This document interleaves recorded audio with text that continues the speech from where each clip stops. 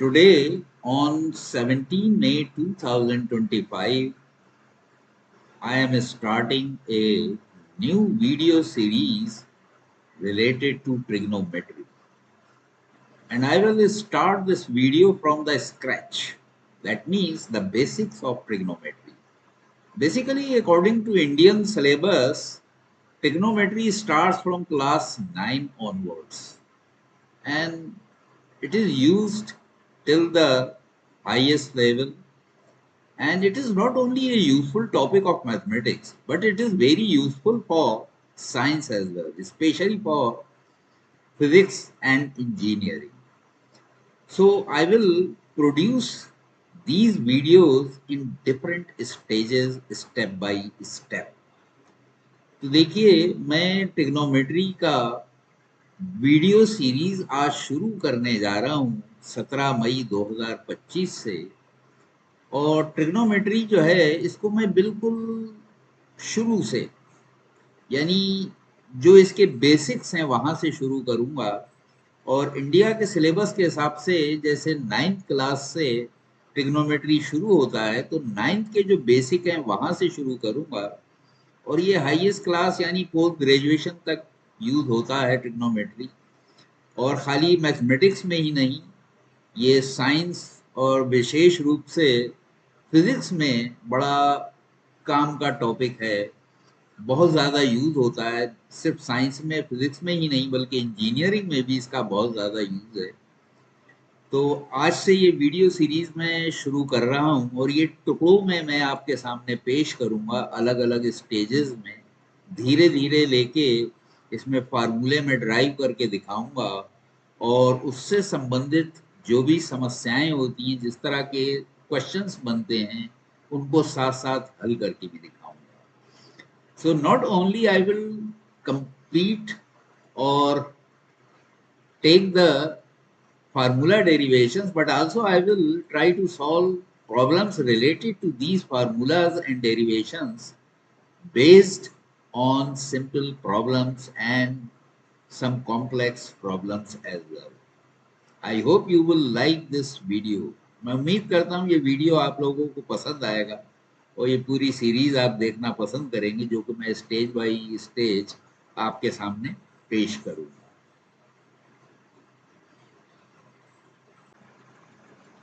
Originally, trigonometry was based on right angled triangles. So any triangle which has one angle as 90 degree is known as right angled triangle. तो त्रिकोणमिति जो है, ये शुरुआत में जिस तरह से इसको शुरू किया गया था, ये समकोण त्रिभुज पे आधारित थी। तो समकोण त्रिभुज की जो यहाँ पे साइड्स होती हैं, यानी उसकी जो 3 भुजाएं होती हैं, उन पे आधारित। और समकोण त्रिभुज किसे कहते हैं? जिसका एक कोण 90 डिग्री होता है, 90 डिग्री। तो ऐसे किसी भी त्रिभुज को समकोण त्रिभुज कहते हैं। और त्रिकोणमिति जो है, वो इसी तरह के त्रिभुजों पर शुरू में आधारित थी। बाद में उसको डेवलप किया गया, और दूसरे जो ट्राइंगल्स थे, दूसरे जो त्रिभुज थे, उन पे भी त्रिकोणमिति अप्लाई की गई। लेकिन जो इसकी शुरुआत हुई है, जो इसका आधार है, वो राइट एंगल ट्राइंगल है। क्योंकि भुजाओं के रेशियो पर ही ये आधारित है, इनके अनुपात पर ही ये आधारित है। और वो जो नाम है, जाहिर है कि वो समकोण त्रिभुज से लिए गए थे। तो जैसा कि आप इस पिक्चर में देख रहे हैं, as you can observe in this picture, the side opposite to the considered angle, that is theta, is known as side opposite or perpendicular, and in Hindi we say lamb. And the side which is adjacent to the considered angle is known as base. In Hindi it is called Aadhar. And the side opposite to right angle is known as hypotenuse, in Hindi कर्ण। तो देखिए, जैसे कि आप इस picture में देख रहे हैं, अगर हमने ये ए पे एक एंगल बन रहा है, थीटा है, तो इसके सामने की जो भुजा है उसे हम लंब कहते हैं, इंग्लिश में परपेंडिकुलर कहते हैं। और इस कोण के साथ की जो साइड है, जो साइड इसके साथ वाली भुजा है, उसे हम आधार कहते हैं, इंग्लिश में इसे बेस कहते हैं। और वो भुजा जो 90 डिग्री के कोण के सम्मुख होती है या सामने होती है, उसे हम कर्ण कहते हैं, और अंग्रेजी में हाइपोटेन्यूज। तो त्रिकोणमिति जो है इन तीन तरह की भुजाओं के अनुपात पे ही आधारित है। अब वो किस तरह से है, वो अब मैं नेक्स्ट स्लाइड में आपको दिखाऊंगा।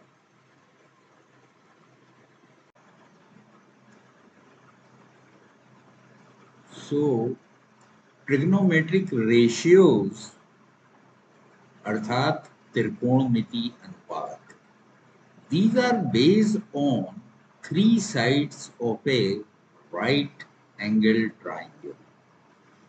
So there are three sides, so 6 combinations are possible, and these 6 combinations have been given some names. As number 1, sine, SINE, sine, Hindi में इसे कहते हैं ज्या। This is equal to perpendicular upon hypotenuse. तो ये लंब और कर्ण के अनुपात को कहते हैं, यानी ज्या जो है यानी साइन, ये लंब और कर्ण यानी परपेंडिकुलर और हाइपोटेन्यूज के अनुपात को कहते हैं। That means it is equal to P upon H. Number 2, cosine, कोज्या, that is base upon hypotenuse. कोज्या जो है ये आधार और कर्ण के अनुपात को कहते हैं, अर्थात B upon H. टेंजेंट अर्थात स्पर्शज्या is equal to perpendicular upon base. तो स्पर्शज्या जो है ये लंब और आधार के अनुपात को कहते हैं, that is P upon B. Cotangent व्युस्पर्शज्या, तो ये बेस और परपेंडिकुलर के अनुपात को कहते हैं, अर्थात आधार बटा लंब, यानी B by P. So this is the ratio of base and perpendicular. Second, व्यूकोज्या, that is hypotenuse upon base. तो व्यूकोज्या जो है वो कर्ण और आधार के अनुपात को कहते हैं, यानी H upon B. Cosecant, cosecant is व्युज्या, that is hypotenuse upon perpendicular, अर्थात व्युज्या जो है कर्ण और लंब के अनुपात को कहते हैं, that is H upon P. तो इन्हीं के कुछ शॉर्ट नेम भी हैं, ये तो पूरे पूरे नाम जो हैं इंग्लिश और हिंदी में मैंने आपको यहाँ दिखाए, इनके शॉर्ट नेम इस तरह से हैं। Sine is SIN, sine P upon H, cos B upon H, tan P upon B, cot B upon B, sec B upon H, cosec or CSC H upon P. So sine is the short name for SINE, sine. Cos is the short name of cosine. Tan is the short name of tangent. Cot is the short name of cotangent. Sec is the short name of secant, and CSC or cosec is the short name of cosecant. तो ज्या को short में sign कहते हैं, कोज्या को cos कहते हैं, स्पर्शज्या को टेन कहते हैं, व्युस्पर्शज्या को कॉट कहते हैं, व्यूकोज्या को सेक कहते हैं, और व्युज्या को CSC या कॉसेक कहते हैं। तो इस तरह से नाम जो हैं उनके इस तरह से विस्तार हैं। यानी इन नामों का मतलब क्या है वो यहाँ पे व्याख्या की गई है। Well, now you have learned what are the 6 ratios and how do we name it. Now I will show you how you can use these ratios in a triangle. For example, this is angle theta, or the triangle is ABC. So this is ABC triangle and this angle is theta. So either you can say sine theta is equal to BC upon AC, BC upon AC, or perpendicular upon hypotenuse. So either you can define this angle or this ratio as sine theta or sine A.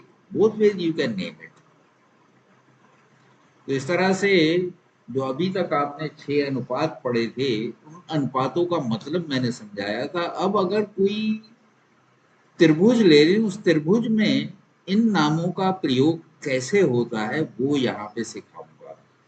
तो यहाँ पे जैसे sine theta हम लें, तो sine theta देखिए ये angle theta है और ये जो त्रिभुज है ए बी सी, इसमें यहाँ पे ये ए लिखा हुआ है, तो इसको हम या तो साइन थीटा कह सकते हैं या साइन ए कह सकते हैं। और इसका मतलब होगा, अगर हम साइन ए या साइन थीटा अगर कहते हैं तो इसका मतलब होगा BC बटा AC, यानी परपेंडिकुलर अपॉन हाइपोटेन्यूज या लंब बटा curve.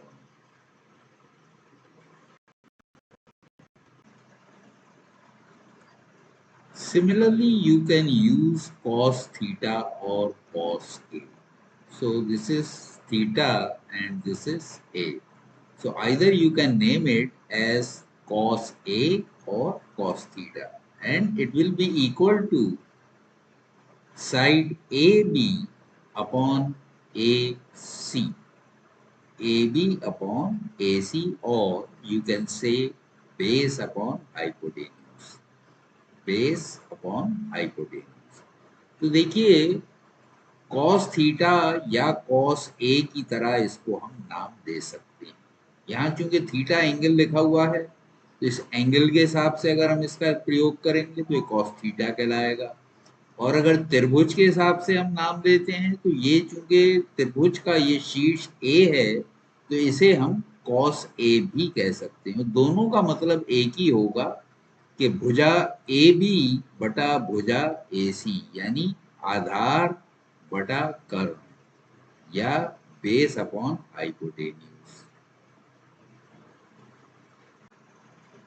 Similarly, you can use tan theta or tan A. So in this triangle, the triangle is A, B, C, and the angle is theta. Therefore, tan theta or tan A is equal to BC upon AB, that is perpendicular upon base.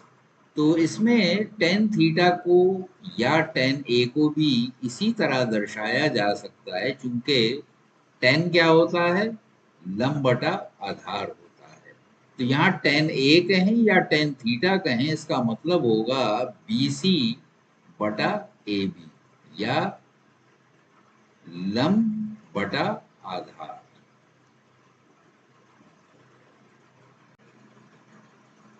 Similarly, you can define cot theta or cot A in a triangle. If the triangle is A, B, C, and this angle is theta, then you can say cot theta is equal to base, that is side AB upon side BC, or the perpendicular. That means cot theta or cot A is equal to B upon P, base upon perpendicular. तो इस तरह से cot theta या cot A को इस त्रिभुज में इस तरह से दर्शाया जा सकता है कि या तो इसको आप कॉट थीटा कह सकते हैं या कॉट ए कह सकते हैं, क्योंकि दोनों एक ही जगह है। ये एंगल थीटा है और ये शीर्ष जो है ये ए है। तो चाहे आप शीर्ष ए के हिसाब से इसका नाम लें, यानी कॉट ए कहें या कॉट थीटा कहें, दोनों का मतलब एक ही होगा कि ये आधार जो है यानी ए बी बटा बी सी यानी लंब। तो आधार बटा लंब जो है यहाँ पर ये कॉट थीटा या कॉट ए कहलाएगा। इसी तरह से सेक थीटा या सेक ए को किसी त्रिभुज में दर्शाया जा सकता है। माना त्रिभुज अगर ए बी सी है और ये एंगल थीटा है, तो हम कह सकते हैं कि सेक थीटा या सेक ए बराबर ए सी बटा ए बी यानी हाइपोटेन्यूज अपॉन बेस। तो इसमें सेक थीटा या सेक ए को भी इसी तरह से दर्शाया जा सकता है, क्योंकि इस त्रिभुज में ये शीर्ष ए है और ये एंगल थीटा है। तो चाहे इसको हम सेक ए कह सकते हैं या सेक थीटा कह सकते हैं। मतलब इसका यही होगा कि भुजा ए सी यानी ये भुजा बटे ए बी यानी आधार। तो कर्ण बटा आधार जो है यानी एच अपॉन बी वो सेक कहलाता है। तो इसलिए सेक थीटा कहें या सेक ए कहें, दोनों का मतलब एक ही होगा, एच अपॉन बी या A C upon A B.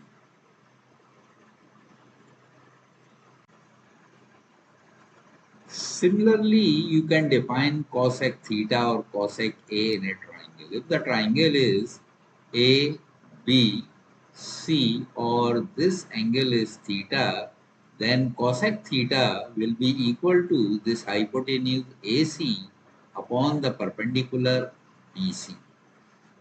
AC upon BC or hypotenuse upon perpendicular.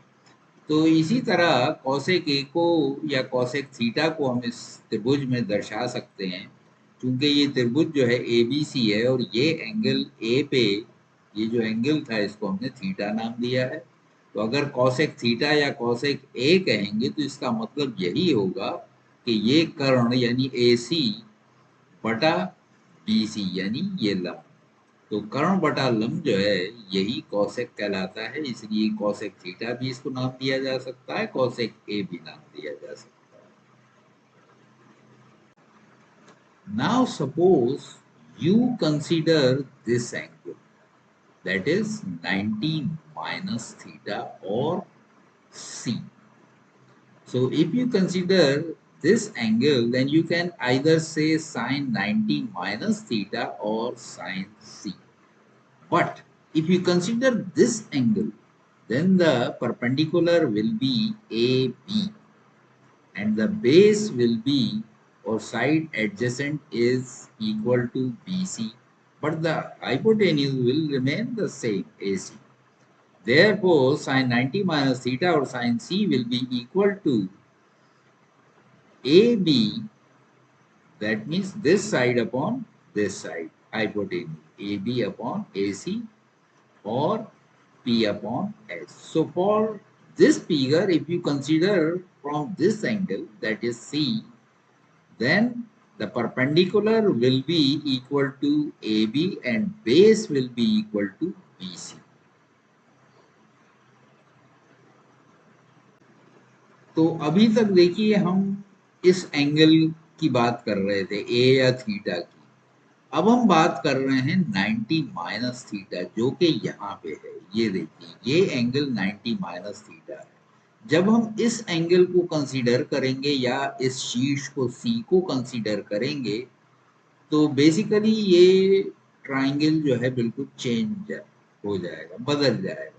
यानी इस एंगल के सामने की भुजा जो है अब वो लंब कहलाएगी, यानी ए बी जो है ये परपेंडिकुलर या लंब कहलाएगा और ये बी सी जो है ये बेस या आधार कहलाएगा।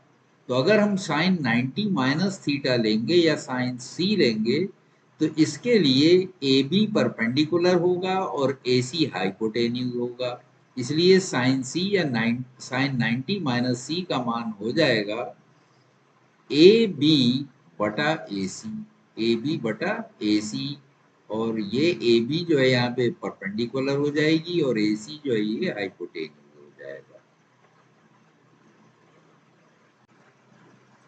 तो इसी तरह cos 90 माइनस थीटा या cos c को भी इस त्रिभुज में दर्शाया जा सकता है। Similarly, you can define cos 90 minus theta or cos c in this triangle. So if we consider this angle, that is 90 minus theta or c of this triangle. So this vertex c, if this is considered, then cos c or cos 90 minus theta will be equal to BC upon AC, because now BC will the base and AC will be the hypotenuse and AB will be the perpendicular for this angle. तो यहाँ पे अगर हम cos 90 minus theta या cos C लें, क्योंकि cos C यहाँ पर है ये और यहाँ पे ये एंगल 90 माइनस थीटा है, तो इस एंगल या इस शीर्ष के लिए अगर हम इधर से देखेंगे त्रिभुज को, तो इसके सामने की जो साइड है ए बी, ये परपेंडिकुलर या लंब कहलाएगी और ये इसके साथ वाली जो साइड है बी सी, ये आधार कहलाएगी। हाइपोटेन्यूज हमेशा वही रहेगा जो कि 90 डिग्री के सामने होगा। तो इस तरह से 90 माइनस थीटा लेने पे या cos c लेने पे इनके क्रम बदल जाएंगे। तो अब cos c या cos 90 माइनस c जो है ये BC अपॉन AC हो जाएगा, क्योंकि आधार अब ये है BC और कर्ण वो तो वही रहेगा AC। तो इसलिए cos c is equal to B upon H and B now is BC and H is AC. Similarly, you can define tan 90 minus theta and tan C in this triangle ABC, because C is this vertex or 90 minus theta is this angle. When you consider this angle, the base will be BC and the perpendicular will be AB. Therefore, tan C or tan 90 minus theta will be equal to AB upon BC. That is because AB is perpendicular and BC is base now. तो अब देखिए, अगर हम C की तरफ से देखते हैं इस त्रिभुज को, अगर C शीर्ष की तरफ से या इस एंगल 90 माइनस थीटा की तरफ से देखते हैं, तो बेस जो है इसके साथ वाली भुजा यानी BC हो जाएगी और लंब इसके सामने वाली साइड यानी AB हो जाएगी। तो अब tan C बराबर हो जाएगा AB बटा BC और AB क्यों? क्योंकि AB अब परपेंडिकुलर है और BC अब बेस है। Similarly, you can define cot 90 minus theta or cot C in this triangle where this vertex is A, this is B and this is C and this is angle 90 minus theta. So if we take cot 90 minus theta, then it will be equal to BC upon AB. BC upon AB, because this is base now. BC is base and AB is perpendicular. Therefore, cot C will be equal to BC upon AB और base upon perpendicular. तो यहाँ पे अगर हम cot C लेंगे यानी इस शीर्ष को अगर लेंगे और यहाँ हम cot की वैल्यू निकालेंगे यानी cot C या cot 90 माइनस थीटा, दोनों का मतलब एक ही है, क्योंकि एक ही शीर्ष पे ये एंगल और ये शीर्ष दोनों एक ही जगह में। तो हम शीर्ष के नाम से भी नाम इसको ले सकते हैं या अनुपात ले सकते हैं और इस एंगल के हिसाब से भी। तो त्रिकोणमिति में दोनों तरह से नाम लिखे जाते हैं। तो cot C कहें या cot 90 माइनस थीटा कहें, दोनों का मतलब यही होगा कि भुजा BC बटा भुजा AB। Similarly, you can define sec 90 minus theta or sec c. So this is vertex C and this is angle 90 minus theta. Therefore, this side, that is BC, will be the base and AB will be perpendicular. Hypotenuse remains the same. Therefore, sec C या sec 90 minus theta is equal to AC upon BC. Because AC is the hypotenuse and BC is the base. Because sec theta is hypotenuse upon base. Hypotenuse upon base. So in this particular case, now the hypotenuse is AC and base is BC. तो देखिए अब यहाँ पे sec C को अगर हम दिखाना चाहते हैं या sec 90 माइनस थीटा, दोनों एक ही मतलब होता है। क्योंकि हम ये एंगल चाहे लें या ये शीर्ष लें, त्रिकोणमिति में शीर्ष या एंगल दोनों को ले सकते हैं, दोनों में से एक को चुन सकते हैं।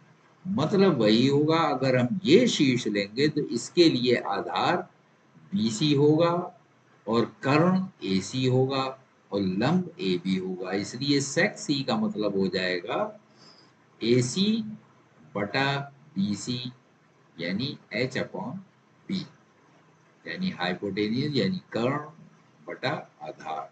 क्योंकि सेक जो है वो कर्ण बटा आधार होता है, इसीलिए यहाँ पे इसका मान जो है AC अपॉन BC हो जाएगा।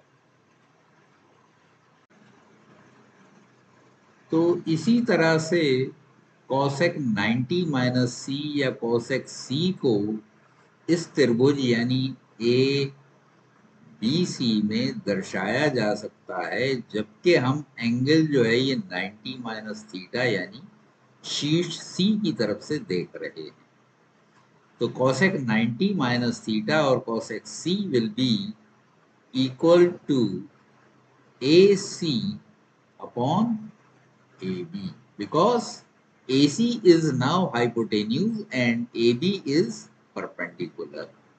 So this will be equal to AC upon AB because AC is hypotenuse and AB is perpendicular now. तो अभी देखिए अगर हम C की तरफ से देखेंगे तो AB जो है ये लंब होगा और AC जो है ये कर्ण होगा और BC जो है ये आधार होगा। तो कौशिक क्या होता है?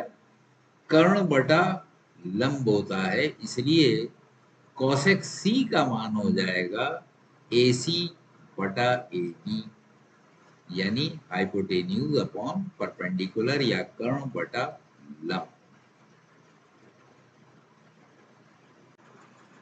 So this is the first video of this episode. So please comment how did you like this video. So in this video I have covered the basics of trigonometry.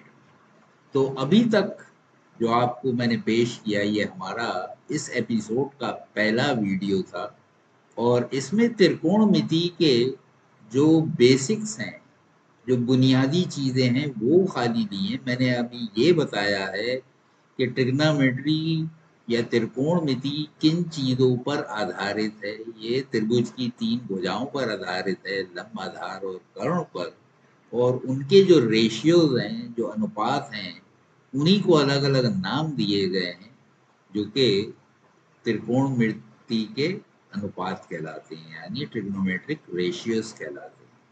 तो कमेंट ज़रूर दीजिएगा कि आपको ये वीडियो कैसा लगा, ताकि आइंदा भी मेरा हौसला बना रहे तो मैं आपको और अच्छी तरह ये वीडियो बना के दिखाता रहूं, ताकि आपका और आने वाले दूसरे स्टूडेंट्स का भी इसी तरह से फ़ायदा होता रहे। तो देखिए मेरी कोशिश यही रहेगी कि पहले नवे से जैसे त्रिकोणमिति शुरू होती थी, कुछ सिलेबस में अभी भी नवे से है, कुछ में 10वें से है। बहरहाल शुरुआत जो है जिस तरह से होती है मैं उसी को लेके चला हूँ। 9वें या 10वें में जो शुरुआत होना चाहिए तो उसी के अकॉर्डिंगली चला हूँ। आज मैंने जो कवर किया है वो 9वें का या 10th का, ये थोड़ा सा कंफ्यूजन है, कुछ सिलेबस में 9वें में शुरू कर दिया गया है, कुछ में 10वें में।